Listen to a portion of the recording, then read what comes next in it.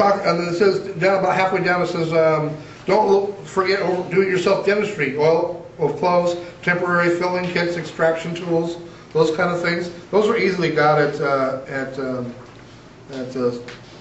your local pharmacy. Those kind of things you can get. Nice to have on hand. Then it talks about a chemical nuclear defense kit. We live in a high target zone. I figure if there's a big nuclear weapon going off, I'd probably rather be gone anyway than stick around. But that doesn't disregard. I have in my home the ability to seal off a room in my house with HEPA filters and close off everything else. If there's a dirty bomb that goes off in Long Beach, right? I want to be able to make sure I can stay, because you only have to stay hidden up for about 12 hours or so, maybe 24 until the dust all settles, and then you'll be fine. But I want to be able to do that, so I mean, it's something I am considering, but I have considered, I should say. But I would rather be, if there's a big nuclear war, I'd rather be gone rather than stick around, I think, anyway. Then there's a gardening list.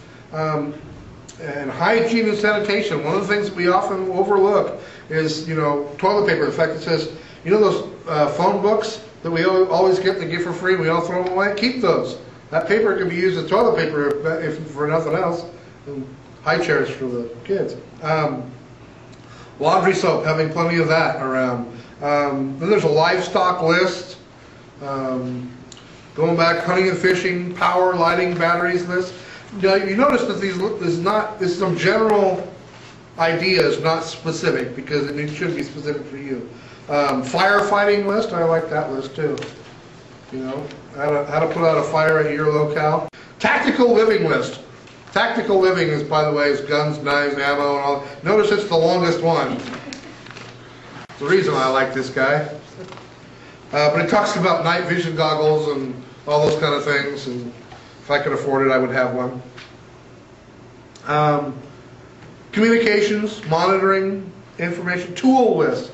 Probably one of the most important things is the tool list. I'm trying to gather more and more hand tools that don't require electricity, like a hand drill and things like that. It would be really really bad that I have all of the stuff that, screws and all those kind of things to put stuff together, but I don't have any tools to do it with. All my tools are electric. Great, I have a power drill. That's great until power doesn't work anymore. But having hand tools that are reliable and will work well. And then the last one I'm going to cover on this, and that I think is almost one of the most important one, is the books and reference list. Actually, I'm going to cover two. And these are books that you absolutely should have, or have some copy thereof.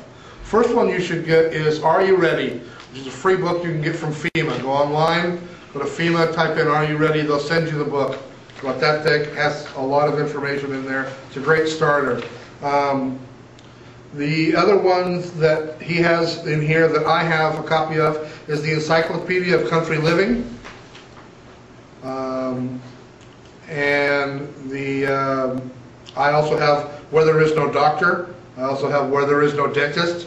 These are books that were designed by doctors for people who live in Africa and places like that, or villages, and it teaches them basic dentistry and medicine.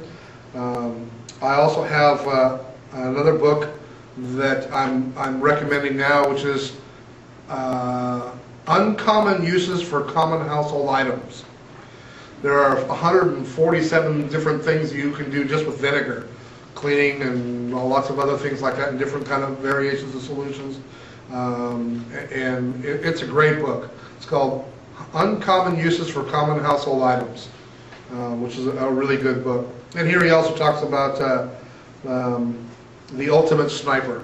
I don't know if you're going to be a sniper, you can get that book. But those are some recommendations by him. I recommend the Encyclopedia of Country Living.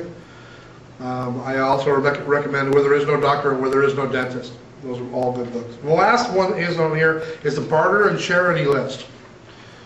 If this economic problem that we're facing right now goes south, and our politicians and the people who are supposed to look after our financial dealings here don't do what they say they're going to do. And we have something akin to another depression, having things to trade with and for will put you in very good stead. And so there's a whole list of things that we should have just for those purposes. I store, I do a lot of traveling, and I'm in the hotel rooms every weekend. Those hotel rooms have those little coffee makers in them. I take the coffee out of those coffee makers, and I store those in airtight bags. I figure someday somebody's going to want coffee. They have a headache, it will be worth something. You know, they'll go, oh, all I have is this rice. I'll take the rice. You want the coffee? Here. I don't like rice. Well, great. I'll take all the rice. You can have the coffee. I also store bottles of alcohol, grain alcohol, that can also work in lamps and for cooking. It's also used for medical purposes. Also, if I needed to, you know, a whole biker gang, like, or you know, I have alcohol, go away. So those are the kind of things. I suggest you go over this, use this as a guideline. All right, now I want to go over to the 100 things that disappear first. This is a list that I've taken from 2 or 3 such similar kind of lists and kind of pared it down and talk about these are the kinds of things that you should have when you're talking about your lists of lists. And it talks about, and these are not in any particular order. In one of the lists I saw, it was 100 things that disappear first in order of their order of disappearance. I grouped them into groups, and so they're not necessarily in any particular numerical order, but they are things that disappear first. In other words, the things that you should have. Talking about propane, duct tape, garbage bags. You can almost never have too many garbage bags. They work for lots and lots of things. Keeping water, gray water, for sanitation, for actual trash, for rain ponchos, for all kinds of things. Backpacks, duffel bags, portable radios, fire extinguishers. It would be sad that you lost your house because of a minor fire and the firemen were somewhere else. If you only had a fire extinguisher handy, you could stop that blaze. Cooking, paper plates, plastic utensils. No better way to save water than not have to wash dishes. Having lots of those around.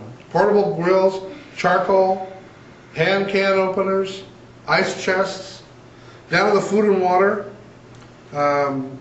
There's all kinds down there of things that disappear quickly off the shelves. And the bottom one I want you to look at is the health and hygiene. Toilet paper, Kleenexes, and paper towels. There's almost no substitute for those things. Especially toilet paper. Why ever be miserable without toilet paper? Feminine hygiene products.